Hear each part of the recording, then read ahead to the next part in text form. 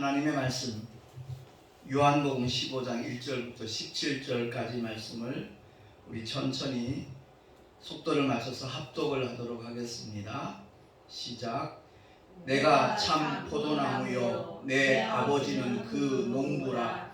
무릇 내게 있어 과실을 맺지 아니하는 가지는 아버지께서 이를 제해버리시고 무릇 과실을 맺는 가지는 더 과실을 맺게 하려 하여 이를 깨끗게 하시느니라. 너희는 내가 일러준 말로 이미 깨끗하였으니 내 안에 거하라. 나도 너희 안에 거하리라. 가지가 포도나무에 붙어있지 아니하면 절로 과실을 맺을 수 없음같이 너희도 내 안에 있지 아니하면 그러하리라. 나는 포도나무요 너희는 가지니 저가 내 안에 내가 저 안에 있으면 이 사람은 과실을 많이 맺나니 나를 떠나서는 너희가 아무것도 할 수 없음이라. 사람이 내 안에 거하지 아니하면 가지처럼 밖에 버리고 말라지나니 사람들이 이것을 모아다가 불에 던져 사르느니라. 너희가 내 안에 거하고 내 말이 너희 안에 거하면 무엇이든지 원하는 대로 구하라. 그리하면 이루리라. 너희가 과실을 많이 맺으면 내 아버지께서 영광을 받으실 것이요 너희가 내 제자가 되리라. 아버지께서 나를 사랑하신 것 같이 나도 너희를 사랑하였으니 나의 사랑 안에 거하라. 내가 아버지의 계명을 지켜 그의 사랑 안에 거하는 것 같이 너희도 내 계명을 지키면 내 사랑 안에 거하리라. 내가 이것을 너희에게 이름은 내 기쁨이 너희 안에 있어 너희 기쁨을 충만하게 하려 함이니라. 내 계명은 곧 내가 너희를 사랑한 것 같이 너희도 서로 사랑하라 하는 이것이니라. 사람이 친구를 위하여 자기 목숨을 버리면 이에서 더 큰 사랑이 없나니 너희가 나의 명한 대로 행하면 곧 나의 친구라. 이제부터는 너희를 종이라 하지 아니하리니 종은 주인의 하는 것을 알지 못함이라. 너희를 친구라 하였노니 내가 내 아버지께 들은 것을 다 너희에게 알게 하였음이니라. 너희가 나를 택한 것이 아니요 내가 너희를 택하여 세웠나니 이는 너희로 가서 과실을 맺게 하고 또 너희 과실이 항상 있게 하여 내 이름으로 아버지께 무엇을 구하든지 다 받게 하려 함이니라. 내가 이것을 너희에게 명함은 너희로 서로 사랑하게 하려 함이로라. 아멘. 기도하겠습니다. 아버지 하나님 감사합니다. 추운 일기지만 주 앞에 달려나와 주의 말씀에 귀를 기울이고 주의 성원을 찬송하며 또한 함께 기도할 수 있도록 은혜를 주시니 참으로 감사합니다. 하나님의 말씀이 내게 주신 명령이요 축복이요 생명임을 늘 잊지 않게 하시고 그 말씀을 따라 준행하는 하나님의 사람들이 다 되게 하여 주시옵소서. 주님께서 우리에게 명하신 말씀의 그 열매가 날마다 결실되기를 간절히 사모하는 심령으로 살아가게 하여 주시옵소서. 우리 구주 예수 그리스도 이름으로 감사하며 기도하옵나이다. 아멘. 동작물이 이제 곧 물러간다고 이렇게 뉴스에 나오니까 참 반갑더라고요. 지난 한 주간 동안 수도가 다 꽁꽁 얼어가지고 참 불편함을 겪었는데 아무튼 계절의 변화에 따라서 하나님의 손길을 늘 바라보며 기대하며 살아가는 저와 여러분이 되시기를 예수 이름으로 부탁합니다. 우리 모두가 다 이 세상을 살아가면서 분명히 기억해야 될 것이 있어요. 관계선 속에 살아가거든요. 근데 하나는 일시적인 관계입니다. 유한한 관계라는 거죠. 그리고 또 하나는 영원한 관계입니다. 어느 관계가 더 중요한가 하는 것은 굳이 설명할 필요가 없을 겁니다.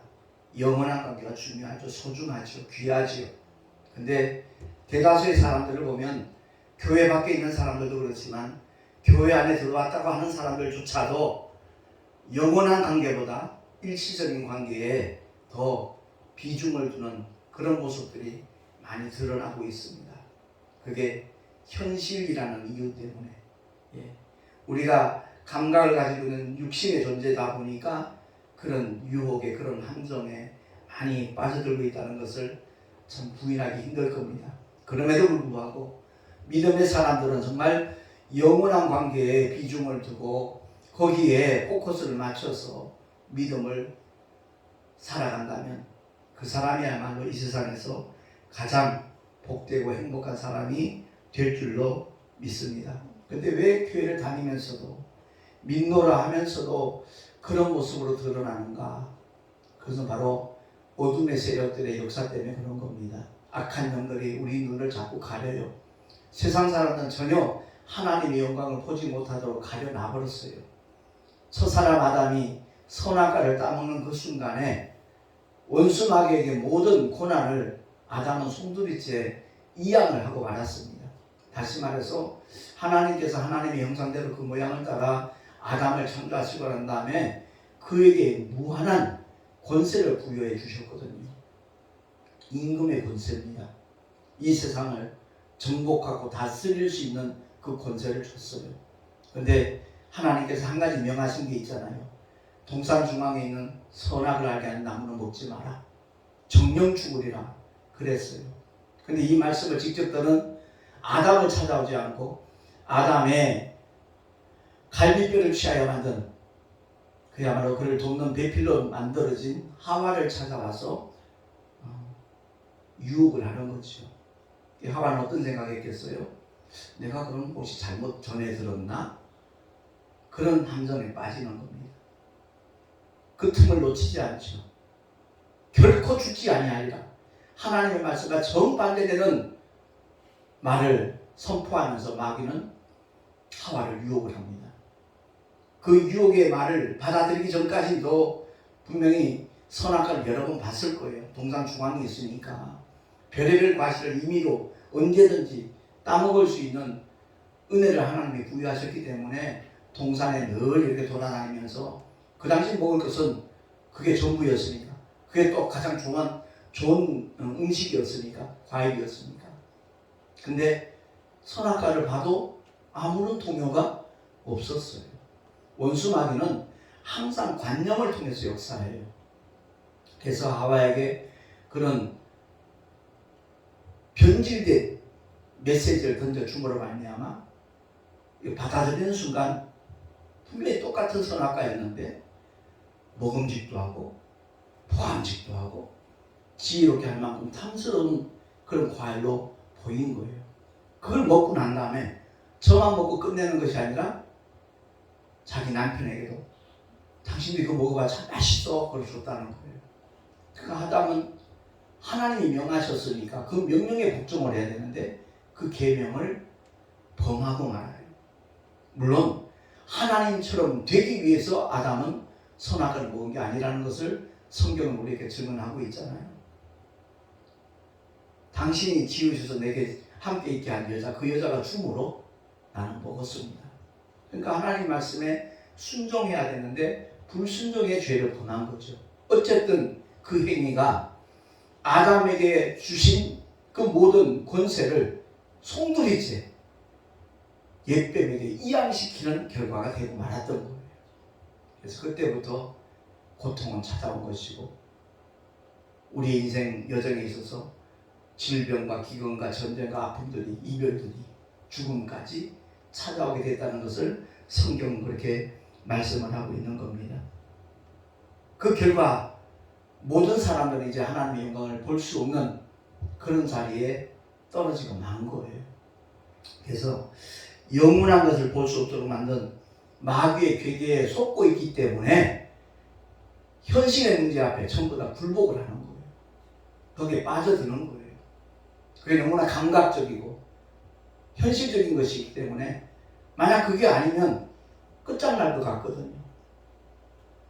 눈에 보이는 세계와 영원한 세계에 대해서 사도 바울이 분명하게 우리에게 일러주고 있잖아요. 야고보 역시도 마찬가지입니다. 야고보서 4장 14절 같이 합독합니다. 시작. 너희 생명이 무엇이뇨 잠깐 보이다가 없어지는 안개니라. 너희는 잠깐 보이다가 없어지는 안개와 같은 존재다 하는 것을 말씀하는 거예요.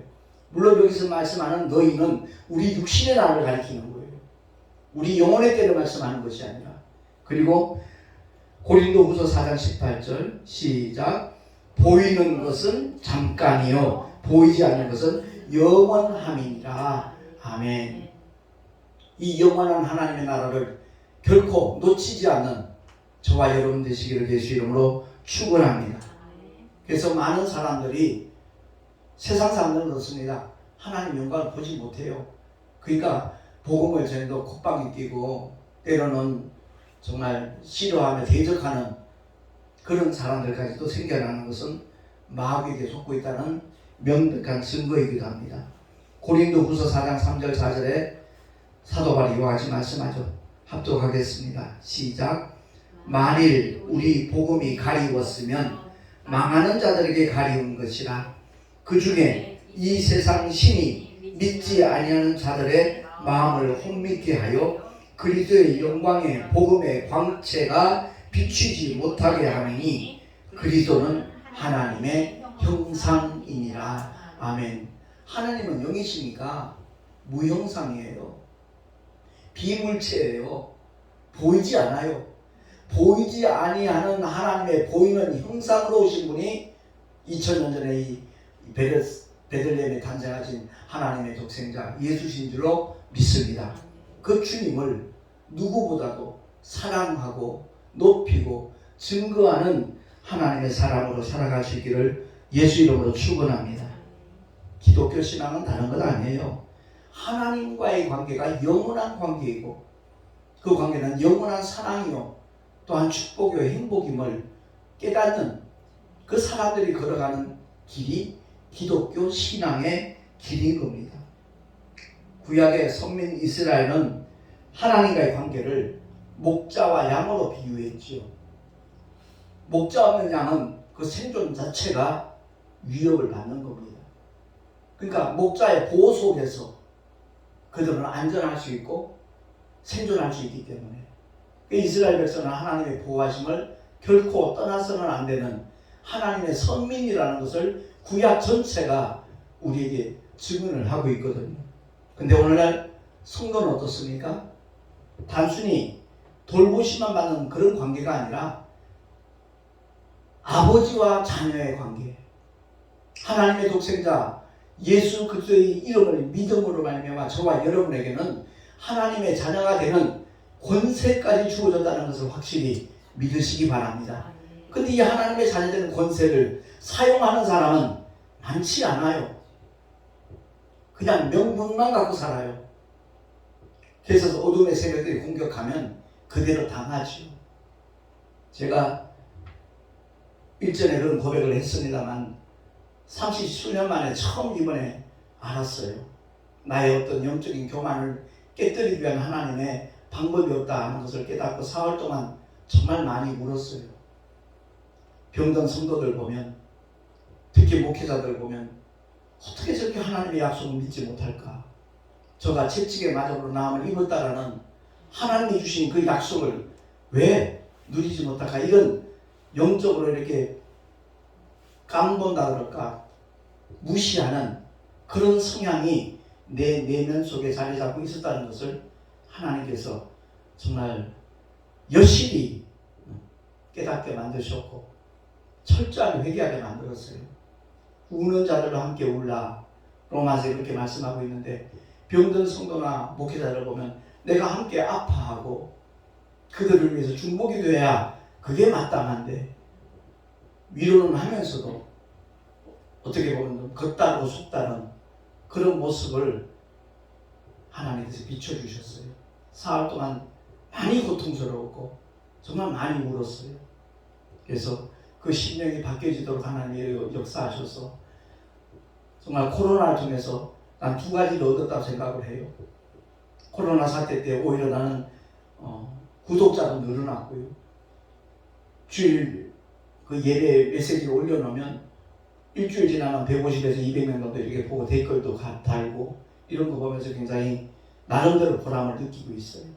아무튼 중요한 것은 우리가 믿음의 길을 걸어가면서 아버지와의 관계가 어떤 관계인가? 이스라엘 백성들은 그야말로 주종의 관계였거든요.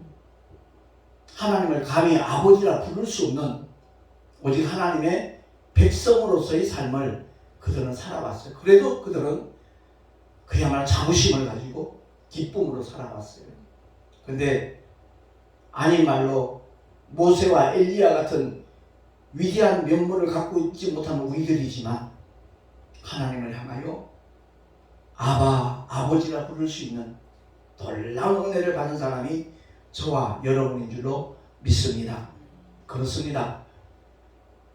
구약의 믿음의 사람들하고 우리하고 신분 자체가 달라요.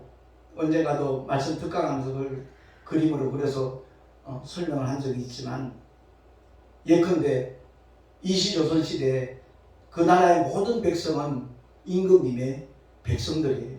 근데 특별한 백성이 있지. 누구요? 그 임금님의 아들, 딸이에요. 왕자고 공주이면서 동시에 임금님의 백성이에요. 신분 자체가 달라요. 그러니까 저와 여러분이 정말 이 예수의 이름을 안다는 것이 얼마나 큰 축복인가 하는 것을 깨닫는다라면 예수 이름을 부를 때 감격과 감사와 감동이 없을 수가 없어요. 솔직히 예수 이름 모르는 사람 어디 있습니까? 근데 세상 임금이 눈을 가렸기 때문에 4대 성인 중에 한 사람 정도를 취급을 하잖아요.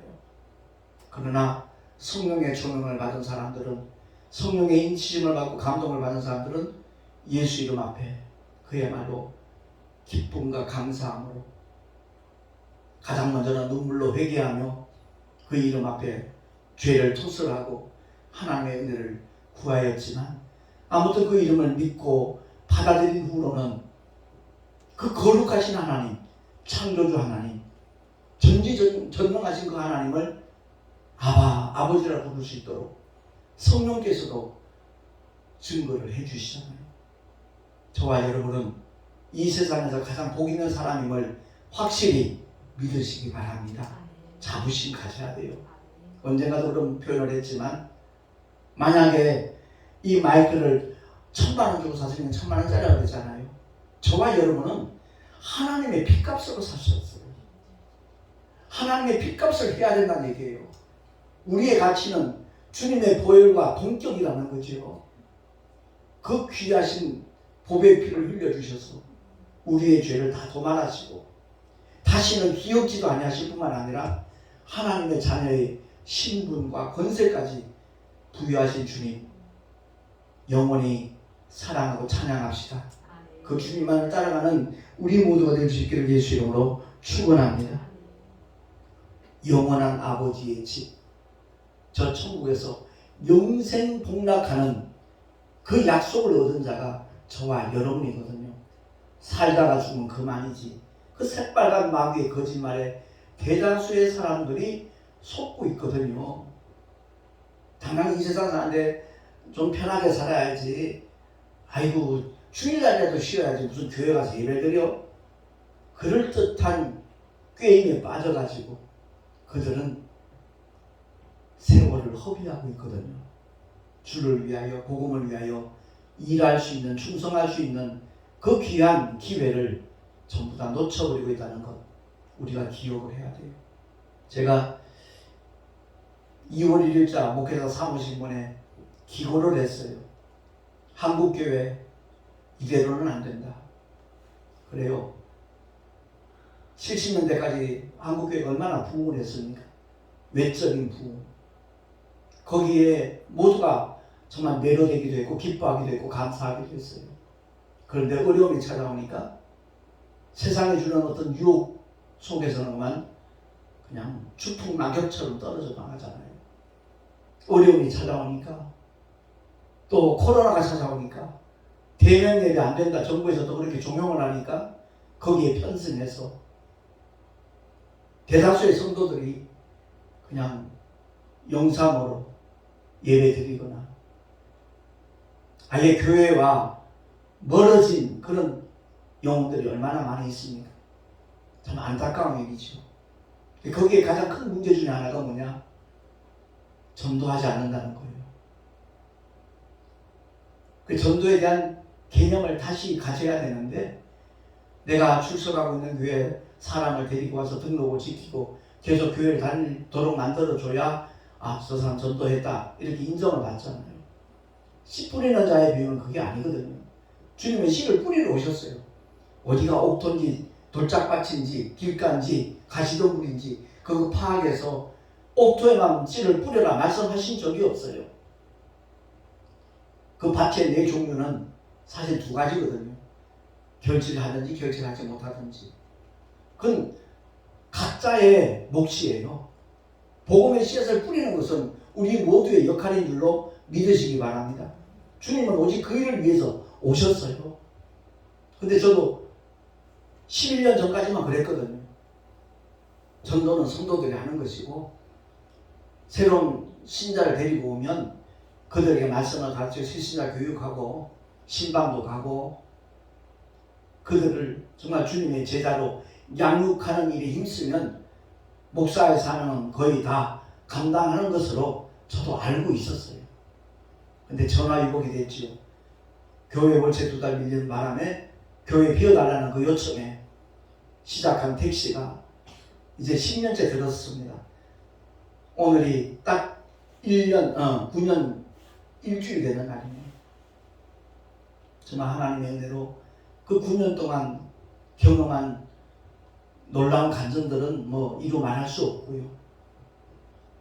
그래서 제가 기고한 것은 다른 게 아니라 오늘날 목회자들이 심지어 부흥회하면서 그렇게 설명하는 목사님들이 있더라. 양이 양새끼를 낳지 목자가 양새끼를 낳냐. 그러니까 성도들이 전도해야 되는 것처럼 이렇게 강조하는 부흥가사도 본 적이 있거든요.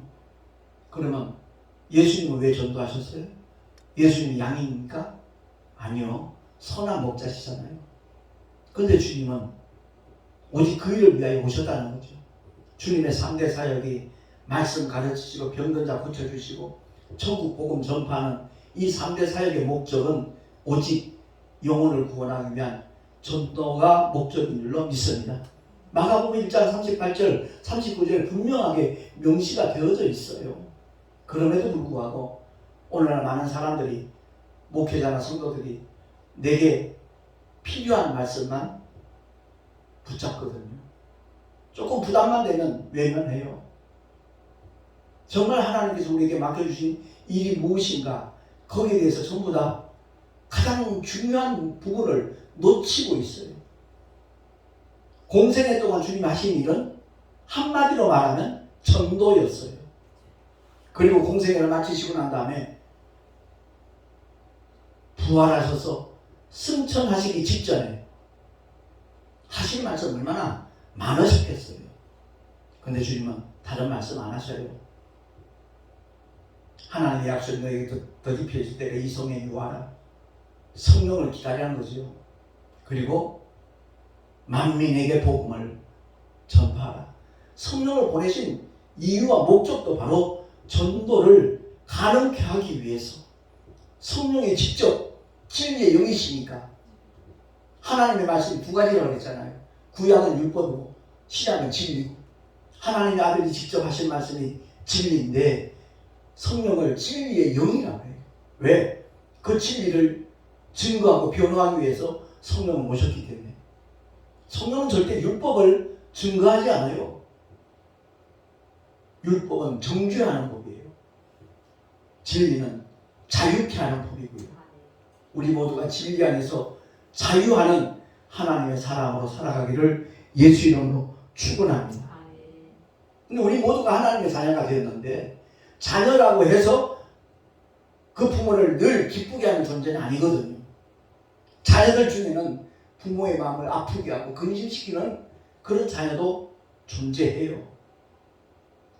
그러니까 하나님의 자녀되는 권세와 놀라운 축복을 받았다면, 그게 사실이라면, 정말로 주님을 만났다면 그 삶의 방향은, 목적은 달라질 수밖에 없어요. 제 경험으로는 그래요. 제가 인본주의 목회를 한 25년 했지만 그때도 역시 영혼 구원에 가장 관심이 많았고요. 다만 내 의도대로, 내 뜻대로, 내 생각대로, 내 마음대로, 내 판단대로 목회를 했다는 따름이지, 성령 하나님의 감동과는 좀 동떨어진 그런 목회를 했을 따름이지 하나님의 뜻을 무시하진 않았어요. 근데 성령이 이 목회의 주관자가 되고 나니까 택시 운전석에 앉아 못해요. 비아냥거리는 사람 많았어요. 하루 목사님 택시 가고 교회 얼마나 늘었냐, 그런 말 들을 때 마음 아프죠. 돈독이 올랐나? 이렇게 말하는 사람도 없잖아 있었고요. 택시는 돈벌이 수단 아니에요. 너무 힘든, 정말 막노동 중에 막노동이라 저는 그렇게 느껴요. 그럼에도 불구하고 그 속에서 경험하는 하나님의 손길, 하나님의 위로와 하나님의 기쁨, 말할 수 없거든요. 아무튼 우리 하나님께 영광을 돌리는 믿음의 길을 우리 모두 걸어가고 달려갈 수 있기를 예수 이름으로 부탁합니다. 오늘 본문은 그것을 말하는 거예요. 아버지께 영광 돌리는 가지가 과연 어떤 가지인가? 열매 맺지 못하는 가지 너무 많아요. 너무 많아요. 앙상해요. 저주받은 무화과 나무, 왜 저주받았죠? 열매가 없어서. 주님이 시장하셔서 열매를 찾아온 사실이에요. 근데 열매 없는 무화과 나무라는 걸 아시면서도 그렇게 하시는 이유는 뭐죠? 제자들에게 교훈을 주려고, 그야말로 시청각 교육 그대로 직접 보여주시려고. 우리 주님은 열매를 원하시지 무성한 잎을 원하시는 분이 아니다 하는 것을 말씀하는 거예요. 오늘날 현대교회가 여러 가지 프로그램 있잖아요. 다양하죠. 풍성하죠. 하나님 그걸 원하시지 않는다는 거예요. 정말 영혼을 사랑하는 심령, 그 영혼을 위하여 눈물로 기도할 수 있는 그런 믿음의 사람들, 힘들고 어려워도 전도의 현장에 뛰어갈 수 있는 그런 사람들. 농담 삼아 제가 집사람하고 그런 얘기를 했지만 다음 주에 이제 전도부 기도회가 있는데 전도도 안 하는 전도부들 무슨 소용이냐고 그랬어요. 그건 사실이에요. 전도도 하지 않으면서 무슨 전도부 목사야? 웃기는 얘기잖아요. 실제로 전도할 수 있는 그런 삶이 이루어질 때 하나님께서는 그 삶을 지켜주시고 보장하여 주시는 줄로 믿습니다. 그래서 제가 기고한 내용은 바로 그런 거예요. 정말 한국교회가 달라지려면 목사님들도 전도를 실천해야 된다. 전도의 현장에 반드시 늘 서 있어야 된다.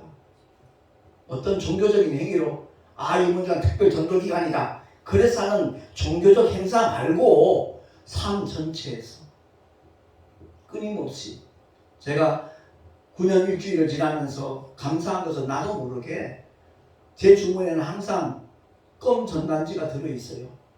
아니면 물티슈가 들어있어요. 식당을 가건 세탁소를 가건 만나는 모든 사람들에게 전해요. 부끄러워하지 않아요. 전 택시 전도하면서 목회하는 김정우 목사입니다. 꼭 한번 이 유튜브 읽어보세요. 분명히 모르던 것 발견할 것이고 얻어지는 것이 있을 겁니다. 제가 그렇게 권해요.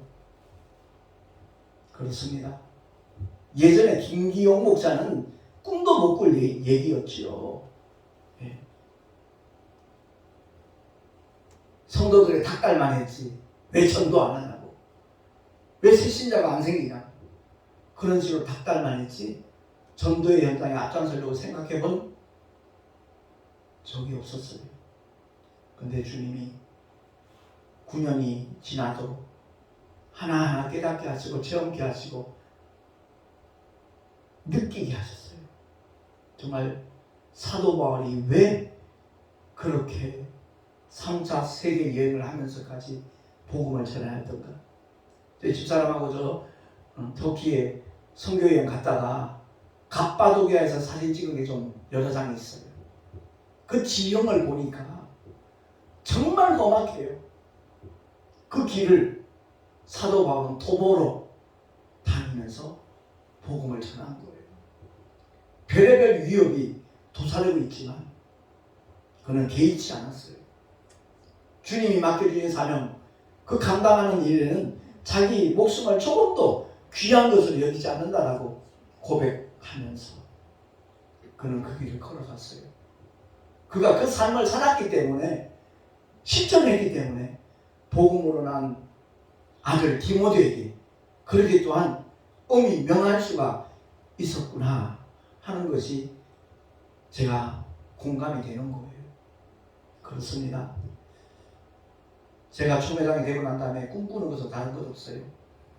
우리 교단 교세가 크지 않지만 소속된 목사님들이 전도를 실천하는 목사님들로 구성된 교단, 그렇게 자리매김을 했으면 정말 좋겠다. 3년 전부터 제가 기도한 게 바로 그거예요. 만약 주님이 총회장 지금 맡기신다면 최선을 다해서 그 일에 정말 섬기도록 하겠습니다. 칼렌더도 그래서 그렇게 쓴 거예요. 주님의 지상 명령을 실천하는 교회, 자랑스러운 교단. 물론 그 칼렌더 갖고 한 목사님은 20명 정도도 안 되지만, 왜냐하면 임원에서 굳이 그것까지 줄 필요는 없겠다라고 그래서 정말 필요로 하는 분들에게 제가 한 분씩 나눠줬거든요. 이제 한 10분 정도 남았어요. 제가 그것을 나눠드리기 위해서 대구를 한번 갈 거예요. 정말 내가 사랑하는 귀한 믿음의 동역자들, 그 집사님들, 그들 얼굴도 한번 보고 칼렌더도 나눠드리고 함께 교제하는 시간이 꼭 있어야 되겠다 하는 마음을 가져서 2월 중에 한번 대구를 갔다 오려고 그렇게 생각을 하고 있습니다. 아무튼 오늘 말씀을 통해서 나는 과연 주님의 마음을 근심시키는 자녀인가, 아니면 정말 하나님께서 영광을 받으시는 그러한 가지로서 역할을 감당하고 있는 하나님의 자녀인가, 그거 돌아보자 하는 거예요. 다른 이유가 없어요. 주님이 기도 많이 한다고 기뻐하시는 거 아니에요. 오늘날 그렇게 알고 있는 사람들이 굉장히 많아요. 사도 바울이 성령 안에서 무시로 기도하는 이 말씀의 의미가 무언가를 깨닫는다라면 기도하는 시간이 많고 적음이 중요한 게 아니라 아버지와의 관계구나. 요한복음 15장 7절은요 100% 응답받을 수 있는 기도의 조건이에요. 100% 0.001%도 예외 없이 100% 응답받을 수 있는 기도의 조건. 주님의 말씀이 내 안에 거하고 내가 주님 안에 거하면, 거기서 말씀하는 무엇이든지 원하는 대로 할 때 무엇이든지는 아무거나 구하라는 얘기가 아니에요. 하나님의 말씀의 테두리를 벗어날 수가 없어요. 오직 그 말씀으로만 채워져 있으니까, 오직 주님의 뜻대로만 구하게 되어 있어요. 아버지가 아버지 뜻대로 구하는데 거절할 이유가 없죠. 외면하실 이유가 없죠. 100% 응답하여 주시는 줄로 믿습니다. 기왕이면 아버지께 영광 돌리는 삶이 돼야죠. 구원받은 것만도 너무너무 감격스러운데 복음을 위하여 헌신하고 일할 수 있는 기회를 우리 주님이 주셨다는 사실, 그 엄청난 일을 우리에게 위임하시면서 부탁하셨다는 사실, 이게 얼마나 감격스러운 일인가 하는 것을 제가 깨달은 것도 택시 전도를 하면서예요. 그전에는 그런 기쁨, 감격 상상도 못했지요. 아무튼 오늘 말씀을 통해서 주님의 계명을 지키면 내 사랑 안에 거한다라고 말씀하셨어요. 내가 아버지의 계명을 지켜서 아버지의 사랑을 받은 것 같이. 그게 무슨 말씀이죠? 십자가의 죽음과 부활이잖아요. 나는 목숨을 스스로 버릴 권세도 있고 다시 얻을 권세도 있으니 이 계명은 내 아버지에게서 받았노라. 주님이 분명하게 제자들에게 밝혀주셨어요. 12영이나 더 되는 천군천사 동원해서 그까지 유대병들 로마 군사들 진멸시킬 수 있는 능력이 있는 전능자 하나님이셔요. 그런데 도살장으로 끌려가는 하나님의 어린 양으로 묵묵히 그 길을 걸어가셨어요. 왜? 아버지께서 주신 계명이거든요. 스스로 목숨을 버리고 다시 얻을 권세, 이것이 아버지께로부터 받은 계명이기 때문에 죽기까지 복종하신 주님 찬양합니다. 그 주님 사랑하십시다. 첫사람은 선악과의 계명에 실패했지만 둘째 사람, 둘째 아담 예수는 십자가의 죽으심과 부활의 계명을 그대로 지키심으로 말미암아 아버지 사랑 안에 거했고, 또한 제자들과 저와 여러분에게 그 계명을 주셨어요. 내가 너희를 사랑한 것 같이 너희도 서로 사랑하라. 사랑 안 해요. 근데 예수 안 믿는 성도가 있어도, 이웃이 있어도, 친척이 있어도 경제적으로 부유하고 넉넉하면 오히려 부러워하네. 참 좋겠다 부러워하고 있어요. 그 영혼이 얼마나 불쌍한 영혼인데, 지금 당장 목숨이 끊어진다면 그는 지옥에 그대로 떨어질 수밖에 없는 가장 처참한 영혼임에도 불구하고 불쌍히 여기지 않아요. 정말로 사랑한다면 복음 전하십시다. 때를 얻든지 못 얻든지 말씀을 전파하는 하나님의 사람으로 정말 죽도록 충성하는 우리 모두가 될 수 있기를 예수 이름으로 축원합니다. 제가 요즘 좀 무리해서 택시를 해요. 돈을 좀 많이 벌어야겠기에. 왜? 교단 행사에 총회장으로서 어떤 찬조도 좀 해야 되겠고, 보다도 정말 넉넉한 가운데서 참가한 목사님들이 흡족해지기를 바라는 마음으로, 예전엔 돈 욕심이 그렇게 많았던 김기용 목사였지만 전 돈 욕심이 전혀 없어요. 정말 주고 싶어요. 베풀고 싶어요. 섬기고 싶어요. 그래서 아무튼 이달에는 제가 산학금 미납 날이 하나도 없어요. 최선을 다해서 지금 택시 전도를 해요. 그 전단지를 받아가는 분들마다, 물티슈를 받아가는 분들마다 목사님 고맙습니다. 힘내세요. 응원까지 해주니까 너무너무 감사하고요. 아무튼 우리 모두가 다 우리 아버지를 기쁘시게 해드릴 수 있는 하나님의 사람으로 죽도록 충성하기를 예수 이름으로 축원합니다. 기도하겠습니다. 너희가 나의 명하는 대로 행하면 곧 나의 친구라고 주님 말씀하셨습니다. 거룩하신 아버지 하나님, 주님께서 우리에게 위임하시고 맡기신 복음 전파의 일을 정말 제대로 감당하는 하나님의 사람이 되기를 소망합니다. 힘을 주시옵소서, 능력을 주시옵소서, 무엇보다도 주님의 마음을 공유할 수 있는 우리 모두가 되게 하여 주시옵소서. 성령께서 이끄시는 대로 순종하며 나가는 우리 모두가 되기를 간절히 소망하옵고, 우리 구주 예수 그리스도 이름으로 감사하며 기도 올리옵나이다. 아멘. 교회 소식 주보를 참가하시기 바랍니다.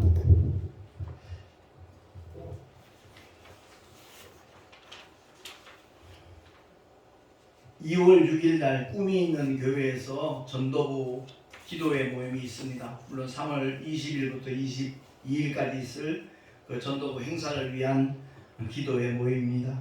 함께 기도해 주시기 바라고, 그 다음 주 화요일은 또 역시 우리 동순호의 교육자 원례회가 서희장 목사님이 심호하는 꿈이 있는 교회에서 있습니다. 함께 중보 기도해 주시면 고맙겠고요. 새로 만든 전단지를 통해서 정말 하나님의 사랑과 은혜를 널리 전해 주시기를 부탁을 드립니다. 이 내용을 잠깐 소개한다라면 딴 거 없어요. 정말 복음에 중심되는 내용들을 함께 공유하기로 원해서 제가 그 서울 오늘리교회 그 CGN TV에 출연해서 특강했던 거 있습니다. 나침반 맞춤 특강에 이제 출연했던 내용인데, 2강을 했거든요. 하나는 복음 실은 네 바퀴라고 이제 택시 정도에 관련된 강의를 했고요. 두 번째 강의는 진짜 나는 누구인가에 대해서 특강을 한 게 있습니다. 그리고 꼭 알아야 될 내용들 가운데 그야말로 세상 종교와 기독교는 다르다라는 그 특강 내용도 꼭 공유했으면 좋겠다라는 마음으로 전단지를 그렇게 만들었습니다. 가장 많이 속는 거짓말, 살다가 좀 그만이라는 그 마귀의 덫에 걸리는 사람들이 너무 많기에, 그리고 저희 부친과의 관계 속에서 나온 내용이지만 천국과 지옥 죽어봐야 알지, 그렇게 말씀하는 우리 아버지 말씀 때문에 이렇게 전단지가 내용이 나왔거든요. 예, 맞습니다, 아버지. 그렇습니다. 그런데요, 실제로 돌아가신 다음에 천국과 지옥이 실존하는 그때 이미 기회가 없는 겁니다 라고 제가 대답을 했거든요. 그 얘기가 저기 이렇게 충격으로 와닿았던 것 같아요. 아무튼 하나님의 은혜 가운데 그 영혼이 구원받아서 천국에 입성했다는 것을 우리가 경험을 하면서 얼마나 기쁘고 감사했는지 모릅니다. 드린 예물을 위해서 잠시 봉헌기도하고 축도의 예배를 마치도록 하겠습니다. 하나님 아버지 감사합니다. 주님을 예배하며 정말 주님의 뜻에 순종하며 하나님의 귀한 사역에 쓰임받기를 원하는 마음으로 11조와 여러가지 모양의 헌물을 드렸습니다. 주일헌금도 드렸습니다. 주님 기쁘시게 연락하여 주시고 아버지의 기쁘신 뜻대로 사용하여 주시옵소서. 드린 손길들을 복되게 하시고 경외하는 모든 일들이, 소원하는 모든 일들이 주님 안에서 아름답게 이루어질 수 있는 은혜 위에 은혜도 허락하여 주시옵소서. 우리 구주 예수 그리스도의 이름으로 감사하며 간절히 축복하며 기도하옵나이다. 아멘.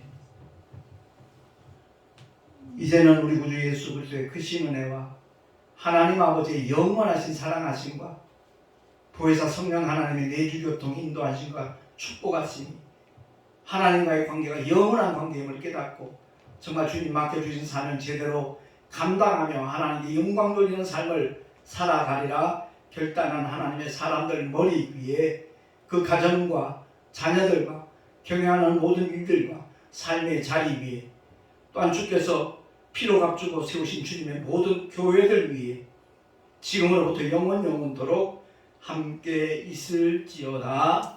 아멘.